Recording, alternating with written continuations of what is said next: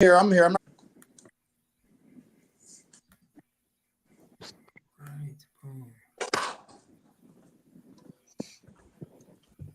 Good afternoon, everybody. How are we doing today? This is Vinny's Corner. We are here to talk about how summer is heating up in sports, and welcome to the We Like Sports Show. Hope everybody has had a wonderful weekend. Just wanted to check in, and we're going to run a quick little intro here, and then my guest host, Ghost, should be set up. Ghost Warrior from X, as many of you other sports fans should know. He's a pretty popular guy out there. All right, so we're going to run the intro, and then we'll jump right into it. All right?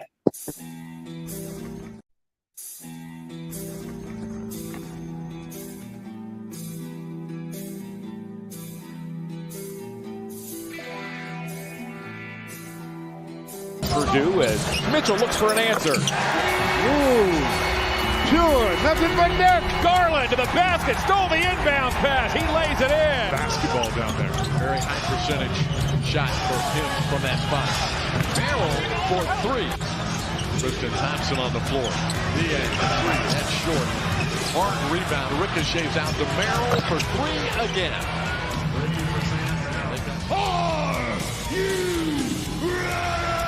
For the We Like Sports Show, tune in and see the latest the crew has to say regarding the latest sports topics nationally and locally. Make sure to check out our website as well, WeLikeSportsPC.com. Subscribe on all platforms, including podcast platforms, YouTube, TikTok, and much more. And be sure to follow us on X at We Like Sports PC. Started with Anderson and Ramirez. He said, let's go, right? Yeah, I'm sure he wants the game to start, but they won't let it. And rightfully so.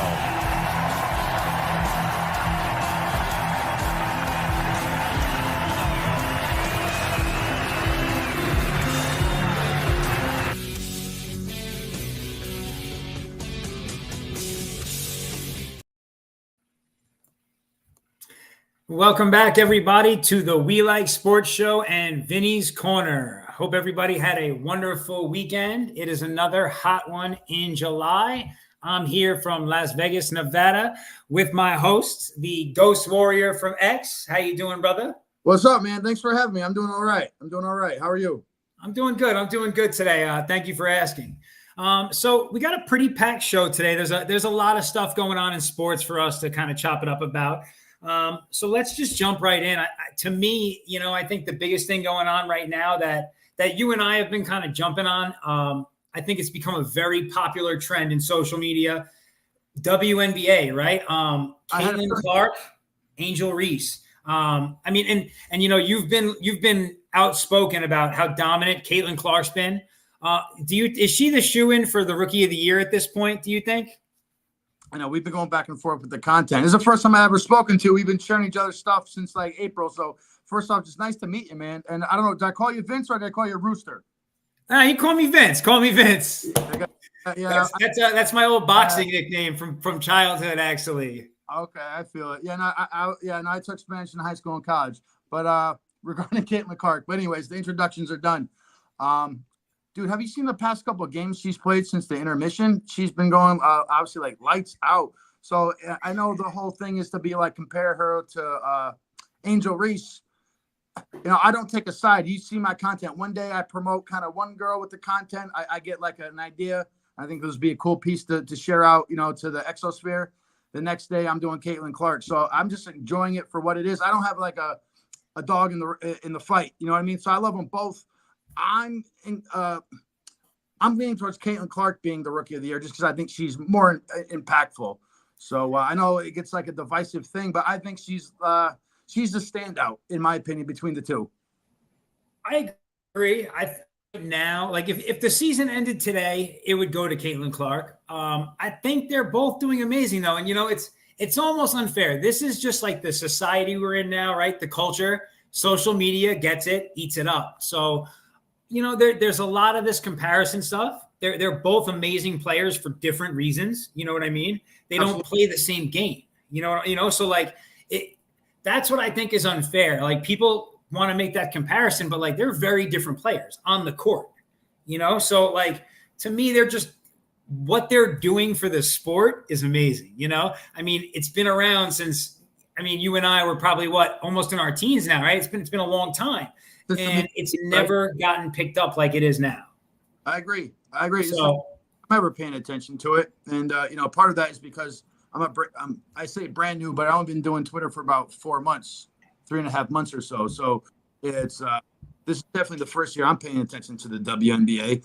And I doubt if I wasn't on Twitter, if it wasn't for these two sensational rookies, and there's a whole bunch of other ones too, but these are the ones that have been like pretty much cast in the limelight. If it wasn't for them two, dude, I wouldn't be paying attention at all. You get what I'm saying? So they're getting like the headlines. So I'm paying attention as a sports fan. It's inevitable. I'm going to look, and now I'm curious enough. Now I'm going to start paying attention because it's a cool storyline. Because sports, it's storylines. We love this stuff.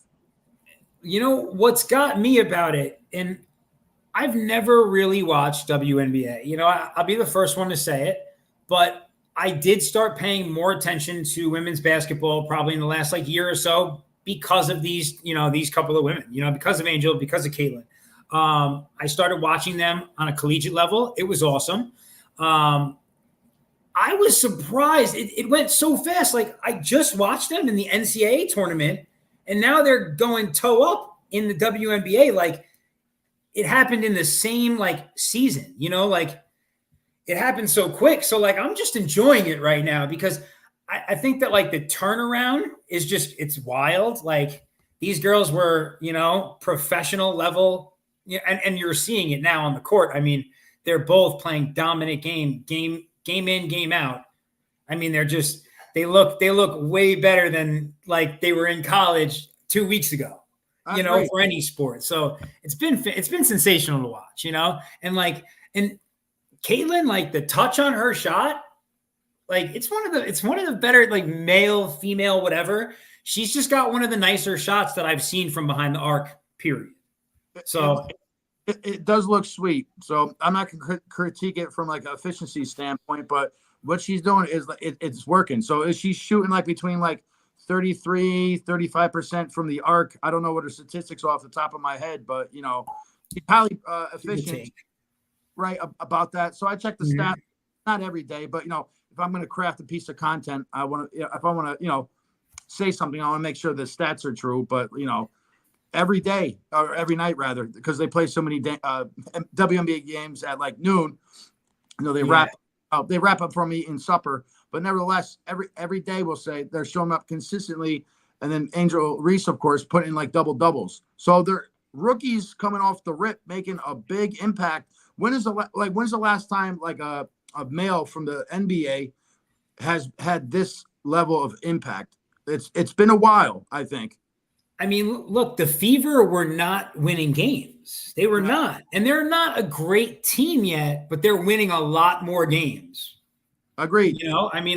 She is the most valuable player of that team for sure, 100%. At the very least. But and I think that's huge to see, like you said, to see listen, to shift gears from the WNBA, if we get that kind of rookie year performance out of Caleb Williams, please. What, how would you feel about something like that, Well, I'd be ecstatic because I don't know if you know it or not. Maybe you do because you follow my content. I am a Bears fan. So although I'm wearing a great T-shirt and a black hat, I am Chicago through and through. So that's why I have the powder blue and the light orange in my color scheme. I didn't want to be with my Chicago Bears fandom. So I kept it almost like a pastel kind of wash over it.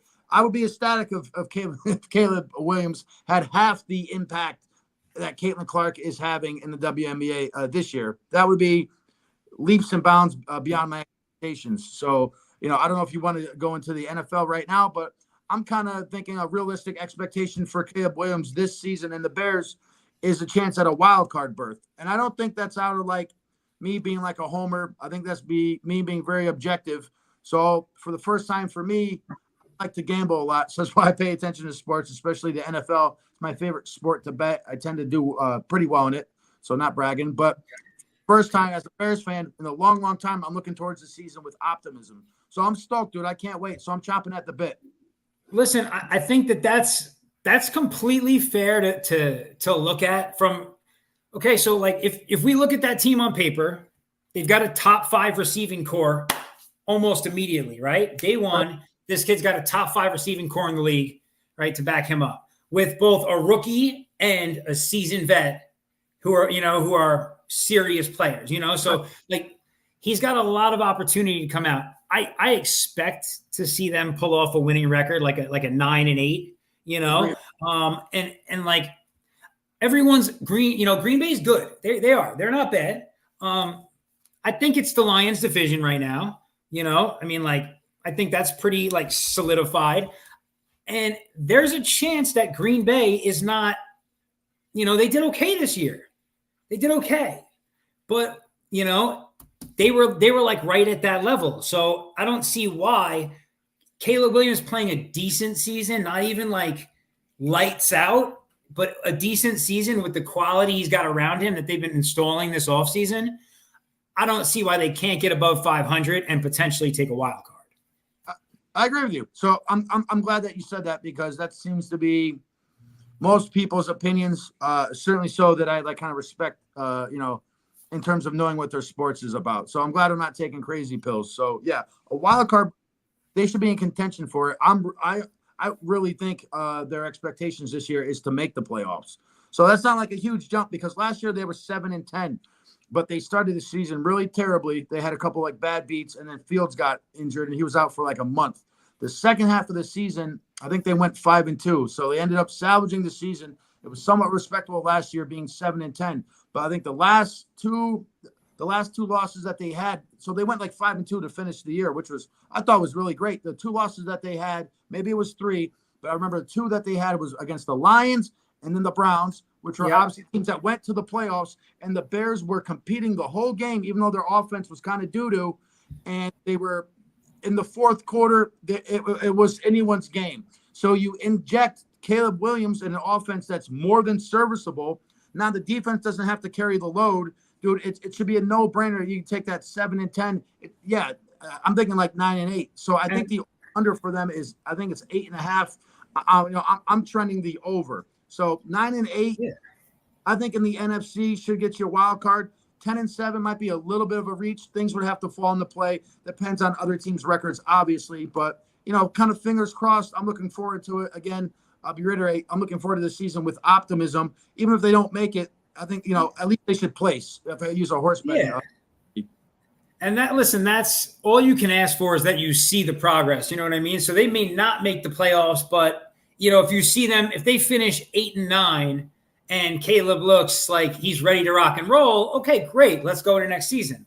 And what you touched on was how they looked at the end of the season. And then here's the big thing. What we all know as fans, the NFL refs, like they really treated Justin Fields like a running back. And that's not, I'm nowhere near a Bears fan. That's just reality, like flags that should have been thrown and would have been thrown for like 95% of quarterbacks in the league, he never got, because he's a big, solid dude, and that's not really fair, So I think that like just them resetting mentally and seeing like a smaller regular quarterback, they're going to, I think that's just going to play to their an advantage immediately. I think they'll get better calls, just not having Justin there. Unfortunately, it's sad, but that's true. Guy got some of the worst calls in that division. I mean, and I want to see him do well. I do. I like him, like you want to see any young athlete that's that spectacular do something awesome, so it'll be interesting to see what he does this year in Pittsburgh competing with Russell Wilson. Yeah, I think Russell's washed. Okay. The jury's what do you think? Yeah. I'm sorry, I didn't mean to cut you off. We were talking about the other night in one of my spaces I was doing, one of like my freestyles. I just go live with my buddies and we just start chopping it up. But that's another big topic that you brought up. So Justin Fields in Chicago, I felt so bad for the dude, because the whole the strategy before I get into the Steelers, they were going to build up the offense around Justin Fields. He was our next kind of franchise quarterback. They didn't necessarily say that, but that was like the implication. So they got more. They started improving the defense. So now we can start being competitive. I don't think the offensive line was that great. The defense was like so, but nevertheless, then they kind of pulled the plug on him quick. You never had a really chance to see him kind of shine.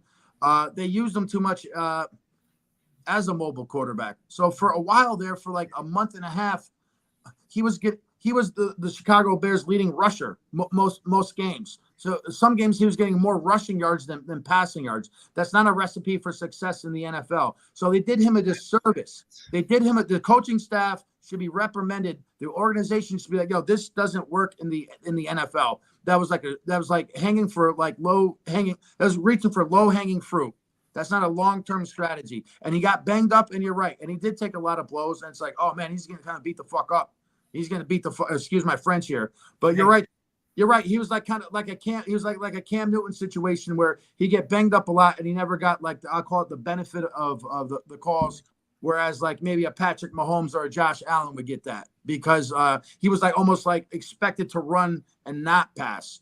So last season, the second half of the season, I don't know the statistics off the top of my head, but it looked like he kind of settled into himself a little bit and he had like some growth, some progress. So now the Caleb Williams pick wasn't necessarily automatic. We only knew it was going to happen once they decided to move Fields. So for a while there, I was on the fence. Do I want to keep Fields or should we move on to Caleb Williams? And because the second half of the season with Fields, he showed some success. They went like 5-2. It's like, hey, if we could just keep improving on this, then maybe we shouldn't pull the plug yet on the Justin Fields experiment. So going back, I'm sorry for being long-winded regarding him now being in Pittsburgh. Maybe he has a lot more potential than we realize. I'll be objective in saying I think the Chicago Bears organization doesn't always put their players in the best light to be successful. We had Cordero Patterson a couple of years back, and he didn't even do anything. They didn't even use him right. It's like I forgot he was even there. It's like, bro, use him. The Chicago Bears for the longest time, except for that one flare out with Matt Nagy with the double doink, it's like, what are you doing?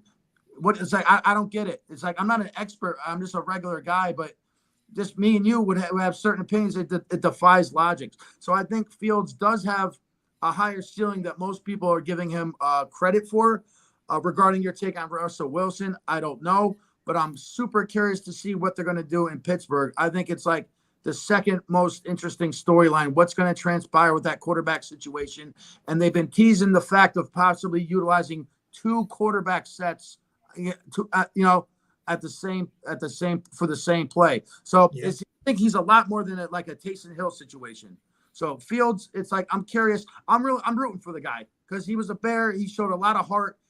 He was a nice guy. He was like humble. He wasn't disrespectful. Even though being on the Bears, you should say a lot of things. But he bit his lip. I want him to do well under Mike Tomlin, man. I'm sorry being long-winded, but like I'm rooting for the guy, man.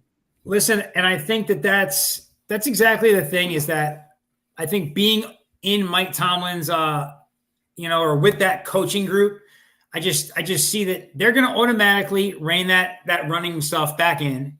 That team plays from a passing pocket set predominantly. That's just a fact. They're not, you know what I mean? Like they're not. They'll incorporate rollouts, bootlegs. You can add stuff to a pocket passer set. Think Andy Reid in KC, right? So you have a couple of plays that like are designed to bring Pat to the outside, but otherwise you design it for him to be a regular quarterback, right? Because that's where you're going to see the most success ultimately downfield, right? And I see, just Tomlin's team, that coaching group. I think that's where they'll take him, and I think that's hopefully the idea. Some people are saying like, oh, the competition between him and Russell. I see that. I get it. I feel like because they had the opportunity to potentially go out and get Russell at a league minimum to bring him in to start, that they did that with the idea that putting him in front of Justin so he could like watch and see like, okay, some do's and don'ts. I think it'll accelerate Justin's learning curve. And I think by like game 3 or 4, Justin's the starter. A lot of people have been saying the same thing regarding that. A lot of people expect him to kind of take over in a short period of time. I don't know. I think it's too hard to guess. You know what I mean? I'll have to take a look at the Pittsburgh Steelers schedule It escapes me off the top of my head, but I don't know. Did they really bring Russell Wilson to Pittsburgh just to play like a month and then hand the torch over to Justin Fields? How are they going to balance? Like, there's so many question marks, man. I mean, we could talk about it for another hour until the cows come home, and we still won't be anywhere closer to an answer other than us just wait. But we're so curious, and we love the sport so much. Again, I use the phrase, we're chomping at the bit. I'm so excited. The whole reason I created this Twitter account because I was so bored with the NFL offseason. I was trying to satiate my NFL withdrawal. So I can't wait. So I don't know. I mean, I don't know what they're going to do with Fields. I think they need to utilize him, like you kind of said, in a way where it's like they need to simplify the offense and do everything Chicago didn't do. So play him like a Patrick Mahomes. So it's like, yeah, maybe he won't be as efficient with the ball, but he'll settle into it. So last year, the Pittsburgh Steelers, what they had Matt Canada for the longest time, and the fans hated him. His play calling was very vanilla and basic. Well, that's great that Pittsburgh Steelers is great with running the ball, but when it came to the passing game, it was just like, what are you even calling? Some of the plays just never made any sense. It'd be like 3rd and 3, and they're having Pickens drop back. It's like, what are you doing, bro? Just stop overthinking it. So hopefully, I forgot the name of the new offensive coordinator. Let's simplify it for Justin Fields. We'll get a little bit tricky. We could do some, not necessarily run pass options, but simple stuff just to mix it up. I know Mike Tomlin hasn't been in the playoffs successfully in a long time, but he's never had a losing season. I think he's good enough to move the ship forward for Pittsburgh to have them be an interesting storyline where in the AFC North, it's like, hey, you can't forget it. We got a knockout defense as long as TJ Watt's there. And if their offense could kind of maybe defy expectations just a little bit, well, then the conversation now with the Ravens and the Bengals and the Browns. So that division is another enigma. And, so a lot of people are question marks, so you have two factions, right? You have Joe Burrow's back. So the Bengals are now the top of this division. And then you've got people who are like, well, we don't even know what Burrow we're getting back. This is the Ravens division, MVP's there, blah, blah, blah, blah, blah. I don't know. I mean, here's what I think. If Joe Burrow and that hand are capable of throwing like they were, then to me, they're automatically the number 2 in the AFC. That's my thought process. Because he had the worst offensive line, statistically, almost ever, and he still almost went the whole way. You know what I mean? He's that good. The kid's a winner. You know what I mean? And he's got his right-hand man. So they'll win. They've done it. They've done it before. They'll do it again.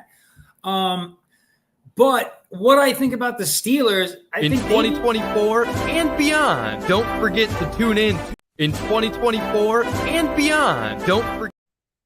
I don't know why that just happened, but I thought I messed up. So I'm glad it wasn't. I'm just glad it wasn't my fault, bro. I must have hit something. Sorry, guys, whoever was paying attention. But what I think is if the Steelers can get that winning record again, because that's going to play a big part into this, the later part of the season, they might be the team who, pardon my language, fucks the whole season up for the Bengals or the Ravens, come week 15 or 16. I'm not sure exactly where their last games, but that's a real possibility. A monkey wrench situation, kind of. Yeah, that's a real possibility. Yep. And listen, that can happen so easily. And the NFL really is to me, it's that unpredictable. Anyone can win on any week in the NFL. I believe that. It's not like what we saw with the Pistons last season. Football's different. No team is that terrible. Team will win a game, But absolutely. So now listen, before we do shift gears from football, what I wanted to get, and I think I know your answer, but that's not, actually that wouldn't be a crazy one, the Bears. So let's do this. If you were going to pick one prop bet or one NFL bet preseason now to put for the whole season, a long-term bet, what would you pick? Yeah, that is a good question. I would have to check the lines now because obviously, they're fluid. I think are the Jets at 8.5 wins, or did they move up to 9.5 wins? They were formerly a game or two less than they were now. I think we kind of missed the window on them. I think they may be 8.5 or 9.5. If they're 9.5, definitely don't take them. If they're 8.5, well, maybe thinking about it. I think like a month to like 5 weeks ago, they were close to 7.5. I should have pulled the trigger, but I didn't have certain funds fluid. Believe it or not, I don't have a DraftKings or a FanDuel. I haven't used that in years. I use an old school bookie to call my bets. So I do a lot of teasers. But the one bet I'm looking forward to is or I think may have some value still, is the Tennessee Titans. And I spoke on this with, you probably know Mike Ripper. Yeah. So I don't want to rehash the same points, but it's my answer. You know what I mean? So I'm not lying. I think the Tennessee Titans, if you want to do like a over-under bet, if you went to like $100 down and to see how the season pans out, it costs you like what, $8 a week to pay attention to it, kind of. 6.5 wins. It's not that lot. It's not a lot. So obviously 7-10 with cash. They did complete retooling. So it's like they're a little bit of a wild card, but Levis showed some promise. They signed Tony Pollard, who was a pretty dynamic running back from the Dallas Cowboys. I like the Pollard move, to be honest. I was a little surprised the Cowboys didn't keep him. Yeah, I know. Now they got like a B team running back by committee with Ezekiel Williams at Dallas. I was so lost by that move. I don't know. I don't know how much Pollard was asking for, but you couldn't find a situation that this guy was like, you know what? Like, this team is really good. We're definitely going to the playoffs. Let me re-sign. Like, it just Ezekiel. I don't understand that move at all. That guy's going to give them like 600 yards this season. Maybe. Yeah, a great blocking back, but Pollard was always like, it was him. It was like him and was it Dowdle for Dallas? Yeah. Anytime I was watching a game on Fox, it was like, oh, Tony Pollard. I was like, who is this motherfucker? This, like, not like a household name, was doing pretty decent work for the Dallas Cowboys. So Tennessee has him now. Tennessee picked up Tyler Boyd from the Bengals. And of course they got D-Hop, and they signed Calvin Ridley, bro, from the Jaguars, who's may not be nothing to write home about, but he's certainly nothing that you could just dismiss and sneeze at. So they got some weapons, man. And their defense, they have a pretty a defense that has a lot of upside. They signed Snead. I think they got that nose tackle. What's his face? Justin Simmons. So I think they have a lot of potential. They got rid of the coach. Sometimes, like you said, a reset, a refresh is good. So they got some good personalities in there. I'm expecting them to kind of. The AFC South is a little bit soft. Obviously, everyone's looking at the Texans. I'm not saying that the Titans are going to go to the playoffs by any means, but I think from a week-to-week basis, they could be winning some games too. Like you said before, this is not the NBA. Any team can win at any given week. So if they put a couple pieces together, I think the Tennessee Titans very easily 7-10 cashes. That's what I'm looking at as maybe a little bit of a sleeper, not so much of a sleeper bet. Makes total sense. So I'm going to put mine out there, and, this is, people just go, this guy's got to be out of his mind. So mine's the New York Giants. It is. And it's not just because I'm a Giants fan. Now, obviously that plays into it, but the over-under is 6.5 for them. And just here's my thing. This last season, we crashed out very early. Quarterback gets injured, yada, yada, yada. The season before that, we made the wild card. Do I think the Giants are a playoff-bound team? Not necessarily. Anything's possible. I'm not going to discredit. I think we're going to finish the season with the best defensive line in the NFC. Maybe football, but we'll see what Jones is doing over there in the AFC first. But I think that they can functionally win 7 games. Like, I think they can win 7-8 games, no problem. I think they could have done, and that's it. Like, it's not, I don't know that they make the playoffs or anything else, but I think they can definitely get over that 6.5. I kind of agree with you. It's not outlandish as maybe other people may think. You're more confident on it than I am. But what is their defense ranked? Last year, the defense was pretty much keeping them in any game that they played in. The offense obviously was doing almost zilch. What I'm hoping is with the addition of Brian Burns to that defensive line, so, we'll have a top 3 edge rush in the league, and then we have a top 3-5 defensive tackle in Dexter Lawrence. So that D line alone is just such a problem now, and that's not even including Kayvon Thibodeau, like we've got some people down there that can really cause a fuss. So for me, the defense is going to keep us there, right? And with the most dysfunctional offense possible last year, we still got to 5-6 games, right? So it's not impossible, and like the team seems to have like everything coming out of the training camp is huge confidence, Okay. And so that's what's giving it to me, right? I mean, you're seeing there's these posts like everyone was saying Darren Waller retired because Danny Jones is coming back. Literally yesterday, there were videos all over the internet of Darren Waller talking about like how solid Danny actually is and his confidence in Danny going into this season. And so I'm like, listen, like somehow he's like the receivers still believe in him, So it's going to be down to one thing and one thing only. Like we need an O-line that is not, porous. Yep. That's at the end of the day, like Singletary, we lose Saquon. Singletary averages 4+ yards a game or a run. Saquon was averaging 4 point something. So their numbers really were comparable. Right. What he offered, what he gave to our offense last season, we didn't really fall off with Devin. I think Devin Singletary is a very solid addition, actually. And I think that he'll be very good there. And he can block, which is also a good thing for Danny Jones. The offense, I like our receiving core. Maybe I'm crazy, but like I just see such upside with it. And now that we've added, what's his face? Malik Neighbors. Yeah.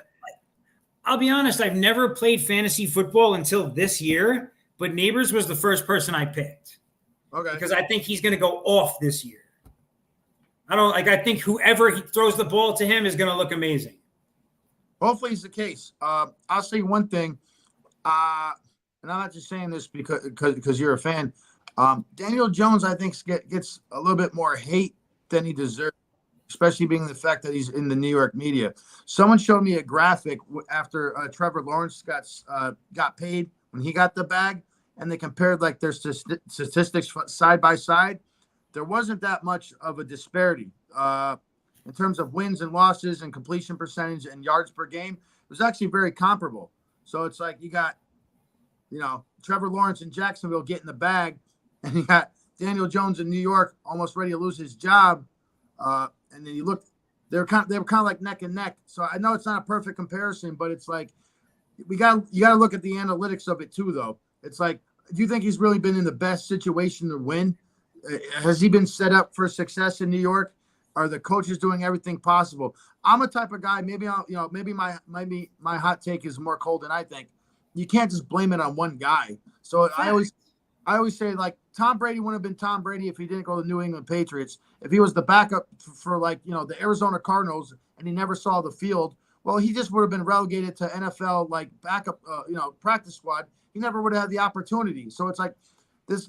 Everyone in the NFL is a world-class athlete. You said any team could win at any given week. Like, look what the Raiders did last season with the Chiefs, right? Then they pulled that upset. So it's like you never know, bro. So how big is the talent gap between like realistically the Giants and the Jets or the Giants and the Cowboys? Like they're all world-class athletes. So like the difference between winning and losing, I think it's like a little bit. So can you scheme better? Can you prepare better? What he said about your guys' defense being like, especially the defensive line, man. I forgot you had Thibodeau. I mean, you could just capture like lightning in a bottle for like a month, and then the locker room is all jazzed up, and you're expecting to show up to win. So I think like the mental aspect is huge. So it's like before you could believe it, you have to like kind of see it in your mind's eye. So like, yeah, go ahead. My bad. At week 17, 2 seasons ago, right? Yeah. When we were trying to see if we were going to get the wild card, yeah, people in the tri-state area were ready to get their Danny Jones jerseys out. Fact, right? Then the season started last year, right? We had a couple of real bad losses, right? We didn't look hot, but when he was on the field, a part of it was, the team just looked cold overall, right? But when he got out there last season, he was under pressure immediately. I mean, like the reason why he tore his ACL was because of that exact reason. You know what I mean? Like, it's not one leads to the other. So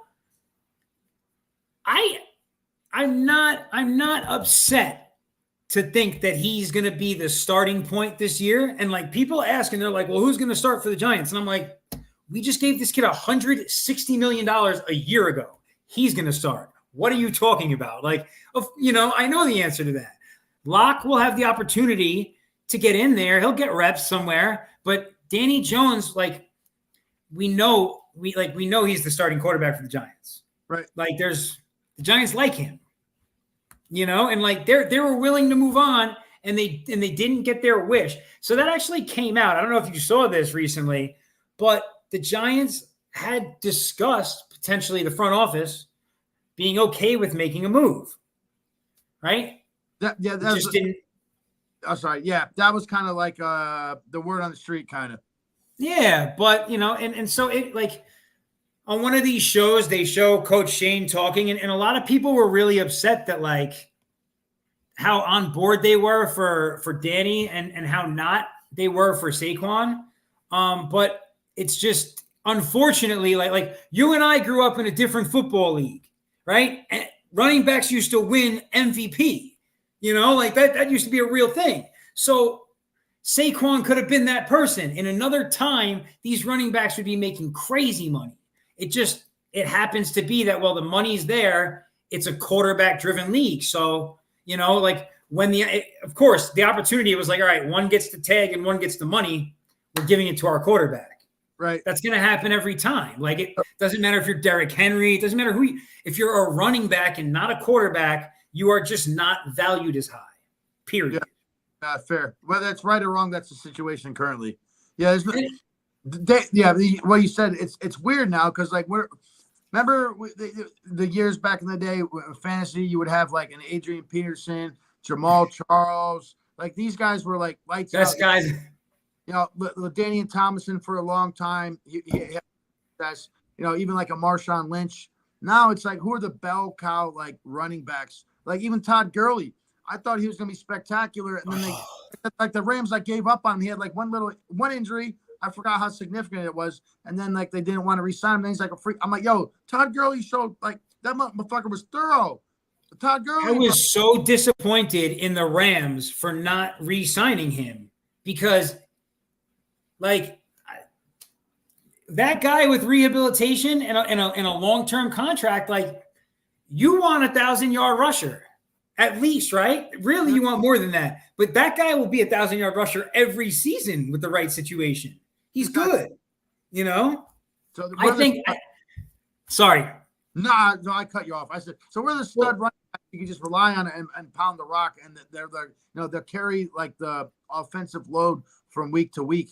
You just kind of don't have that anymore. So is that like a situation that like the talent's not there? This would be a good question for like, maybe another time we get into it further. Or is it just like they don't want to commit long-term to a running back because it's like such an injury that the longevity, obviously, of an NFL running back is a lot shorter versus especially like a quarterback or like an offensive lineman or even like a defensive back.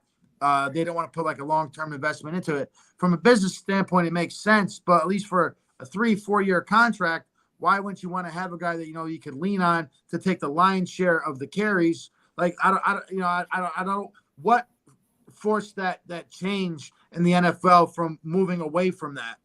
I don't know. Listen, I think you're completely right. And it's weird. Basically, what I'm seeing, this is what I see is happening, right? Because the quarterback became the most coveted position on the offense, the guy who gets the quarterback became the most coveted position on the defense, right? Now, there's a salary cap, obviously, and if the quarterback's the most coveted, right, in the offense, then the people who protect him, they got to get the bag. Guys who he's throwing to got it, right? So the running back's just like the odd man out in an 11-man offense now. Because it became, once they decided like QB first, QB everything, right, above all else, then like it all stems out from there. And like the odd man out is the guy who runs the ball, and it's like, listen, I'll tell you what, steal of a running back, that a situation that just happened, it shocked me a little bit that the team let this guy go. But CJ Stroud is going to be so much better for it. Joe Mixon going to the Houston Texans. Yep. That was probably the best offseason offensive move I've seen. Like, yep. I was taught. So I'm in a chat, me and a group of guys, we talk all the time. There's a couple of Bengals guys in there. And like, we talk stuff. And I was like, why wouldn't they take him? That guy's 1,000 yards. He's not Derrick Henry. He's not 1,500 yards, but he's 1,000 yards if he runs a full season, you get 1,000 yards, period. Fair. And like, if you can just add that guarantee to your offense, why wouldn't you? I agree. Again, we go back to Houston. Look at their weapons. So sometimes I think I personally do this. Probably most people do. We get hung up on the names we kind of recognize. So like you said, Joe Mixon, CJ Stroud, Tank Dell, Stephon Diggs, Nico Collins. So it's great team. Yeah, and who's and then was it Dalton Schultz? I think is he's a pretty thorough tight end. So it's like I stick to the guys I recognize. I'm expecting them to do stuff because if I paid attention to them in the past, even subconsciously, I'm expecting them to kind of replicate that success. So just based on that alone, you're right though. The Joe Mixon pickup should be huge. Some people are like, "Oh, CJ Stroud, obviously phenomenal. Well, he's going to fall off. It's inevitable. Sophomore slump. Yada yada yada." It's like I'm not expecting that. I'm not expecting. And then you enter Joe Mixon, so now you have the running game and the passing game. So it's like you have to, you can't play like a super soft box because he'll just expose you right away. So it's like it's going to keep the defense kind of guessing. So and in terms of the Houston Texans defense, I think they're kind of projected to kind of be like middle. But was it DeMarco Ryan? He did a lot with a little. I feel last year. So Houston Texans, if it's not the Cincinnati Bengals being number 2 for your pick for the AFC to take the Chiefs out, it should be in my opinion, no disrespect, it should be the Houston Texans. That's so like I completely agree. I made 2 preseason bets, and they were actually both AFC actually because I just couldn't decide. But I'm confident that the AFC Championship is going to actually boil down to the Chiefs and the Texans. And so I think that one of those teams is going to be the representative of the AFC in the Super Bowl. I don't know which one, but I think CJ Stroud is going to become the youngest NFL quarterback to win a Super Bowl. That's I'm just throwing that out there. Yeah, no, that's I like him a lot. Yeah, that's not that outlandish. So yeah, the only other quarterback I think to win a Super Bowl his sophomore year, I think it was I know it's Ben Roethlisberger. I can't think if there's any others, but that would be something kind of special. He's a football dude. He's cocky, but like he's confident and he's a little bit cocky without being arrogant. He's respectful and he has a little bit of a swagger without coming across as being ignorant. So any interview he gives, the way he carries himself, like that transcends. Like I obviously we don't play professional sports, but I assume just from what I read, what I hear, it's like that transcends into the locker room. I always use the expression it gets them all jazzed up. So the locker room is like really big on CJ Stroud. I feel like just the way he projects himself. If you listen to him, like his mom is a big is giving him good PR, and when he speaks, he always says the right thing, man. Like I would love to have him. Nobody would not want CJ Stroud to be the quarterback of your football team. And if you say no, you wouldn't, then you don't know what the hell you're talking about, bro.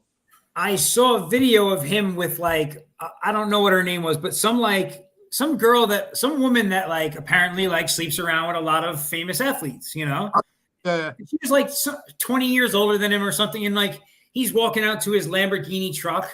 And I was like, and I'm a 40-year-old, I'm a father, I'm a husband, I'm all those kind of things. So I'm like, what is this young man doing? I look at him as so smart. I like him a lot. Why is he even, and I'm like, hopefully, but when I saw it, I was like, oh, why are you even putting this portrayal out there? I really my first thought was, I really like this kid. I think he's got a great head on his shoulders. He's an awesome athlete. And I think he's good in a lot. I thought all the positive things. And I was like, hopefully he gets rid of her. But that's how I think when I see him. I listen to his interviews, and when he talks, he talks like a young guy, of course. He's 22 or whatever he is. He's going to talk like that. Right. But he's smart. When he talks about the game, when he talks about the film that he studies, he's smart. He's a football mind, like all the way through.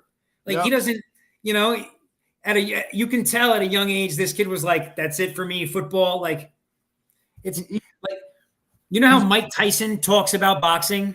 Yep.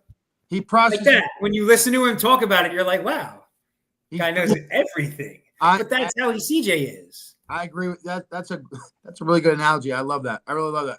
It's crazy we're not disagreeing on anything. So we're either sycophants or we're just totally moronic. But nevertheless, we see the interviews. We see the same kind of content. What's thrown out there on social media, especially on Twitter. There was an interview. There's been a couple pieces of content. This off the top of my head. CJ Stroud was like, okay. The interview was like, design like a play that you would want to run, like an ideal situation. The way he was breaking it down, I was like, wow, this guy's very cerebral. He's not just a dumb jock throwing the ball around. He's like, I would want to run a choice route here. And if, the receiver bit, that, the corner bit, then I'd come over like with a slant. So it's like, that's what you want to see. That's what I want to see more of from a spectator is more the X's and O's.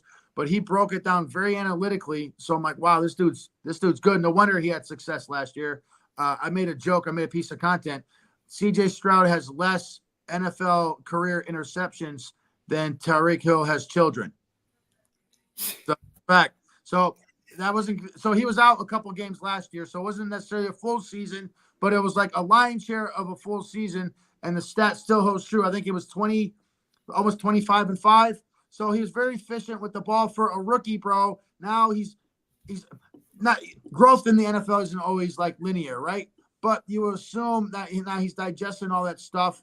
At the bare minimum, he's gonna be able to replicate it and then grow a little bit more. You know what I'm saying? So I'm big on him. He's breaking down film. Kyler Murray had to get in his contract.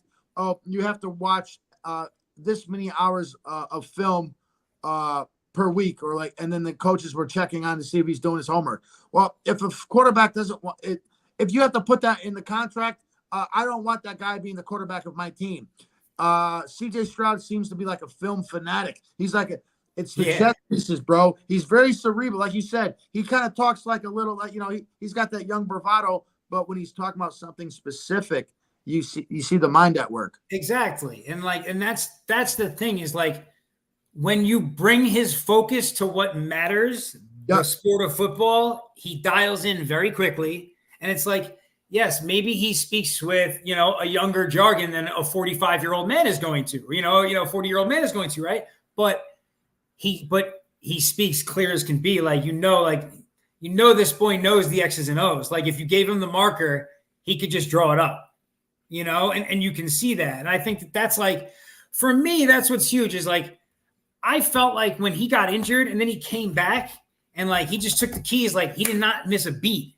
He actually came back stronger. And I was like, okay, he's for real. Okay, this is cool. Very exciting to see. Like, I like him a lot. I see them like, he's just got all the right pieces now. Tank and Nico. He's got great coaching. That's a solid defense. I don't see any reason for them, like, anything that should affect them at all. And to me, it's a playoff time thing is if the Bengals are not ready to go. But I don't see anyone else stopping them from getting to the playoffs. No, that's being totally fair. Maybe we could enter the Jets in that conversation. There's so many interesting storylines. It's like, these are the horses that we're expecting to lead. You know what I mean? So who's going to finish, who's going to place type of situation. But now you brought the Bengals. I don't even know now. So I thought I had a clear understanding, and now I'm kind of second guessing myself. But that's why we love it, because it's like it's reality TV for guys, man. This is like our soap operas. This is our soap. So it's like the storylines and the characters and what's going to happen. For me, it's like the whole season. It's like I don't even know how to explain it. It's just like a pleasure cruise. You know what I mean? Like between fantasy and gambling and betting, and then Sunday night and Monday night and then the Thursday night game. It's like it encompasses like almost like my whole free time. Like I can't wait, man. It's like it's going like back to school if you had to take like a semester off. Listen, if you're into gambling, and I know you have your own bookie, but at We Like Sports, we use a website called MyBookie. And so we do want to, I want to plug that in real quick, guys. If you do, and you are into sports gambling and like any of the stuff that me or goes through out there today, check out mybookie.com, where you can get up to $1,000 in bonus bets back for whatever you're depositing, right? You put 500 down, you can get 500 in bonus bets, but it's up to 1,000 max. Use We Like Sports with a Z on the end as your promo code, and you can get that, guys. So that's definitely something you want to check out, if you're into that sports gambling side of things. Now, we are getting to the later part of our hour, so I wanted to switch gears, and just kind of finish it up on the baseball side of things. It's that time of year. But before we leave football, I wanted to just say, right, remember when we were young, right? Remember like the 90s? Football was preseason was ugly, right? And then it was basically September, right? Until the end of January. Things eventually became February after 9/11, right? It was a week later, right? All of a sudden we were in the first week of February, right? And then fantasy sports got introduced. And now NFL is 24/7, 365. And we talk about it all year round. I know. It's wonderful. Wow. My favorite sport is football, Love it. I agree with you. Yeah, that's what I'm into the most. It's just the NFL. I pay attention to the other sports as well, but just not as intensely as I do NFL, because it's the most guy sport. It's because you have like the set pieces in between the plays. So it's like warfare, it's strategy. So I just love it. Well, as you know, from my shenanigans online, boxing is definitely my numero uno. But like for leagues, if I'm going to go with a league before it's the MLB or the NBA or the NHL, it's always the NFL, right? The National Football League to me is that league, right? Yep. But what'd you say? Yeah. Oh, sorry, I'm just agreeing with you, bro. Who's your league? No, I'm just agreeing with you. I said, yeah. Okay. Oh, I thought you said you were disagreeing. I was like, finally, huh? No, sorry. I wish I could. No, I'm just listening to you. My bad. No, so what are you a baseball guy at all? A little bit. I only pay attention to baseball come playoffs, to be honest with you. I'll be honest, I'm in Connecticut. So Connecticut's like either you're a Yankee fan or a Red Sox fan. Which way do you go? Like the dark side or the light side? I do a Kansas City shuffle and I root for the Mets. But they break your heart every year. So I was going to wear my Mets hat today. I said no, because that would be like kind of phony baloney, because I don't really follow them that intensely. So I'll be honest with you, bro. I don't pay attention to Major League Baseball. So you have a question for baseball for me, I probably won't be able to answer it, because my free time, I'm either making content or I have a regular life to live. I don't have time to pay attention kind of everything. You know what I mean? So I'm just keeping it real with you. Listen, not a problem at all. Baseball is for some. It is not for everybody, of course. Here's the thing. Honestly, following sports can be like a full-time job. We only get to check in here once a week in Vinny's Corner. So basics for baseball, no questions for you this week. I just got to do the little rundown on the best teams coming out of the All-Star break. So you did bring up, what'd you say? No, my bad. I'm going to get more comfortable if you don't mind. There you go. And so, one of the teams you did bring up, my team, the New York Yankees, they are, they're in the top 5, no question. So I think everyone's top 5, give or take right now, should be something like the Yankees. They're not number 1. Let me say this in order, actually. Number 1 would be the Philadelphia Phillies. They are just a complete baseball team. Anyone watching, anyone who's a Phillies fan, love them or hate them, they're just killing it. They came out of the All-Star break in stride. They went into it in stride, and I fully expect them to win their division. The Yankees are a question mark. There's been a lot of up and down in recent weeks. Still one of the teams to beat, but the Yankees are in the AL East with the Orioles, and the Baltimore Orioles are probably like the number 2, number 3 team in baseball. They're right there. The other 2 big teams making a splash this season, of course, the LA Dodgers. So I did want to touch on Shohei Ohtani, and this is a great fact.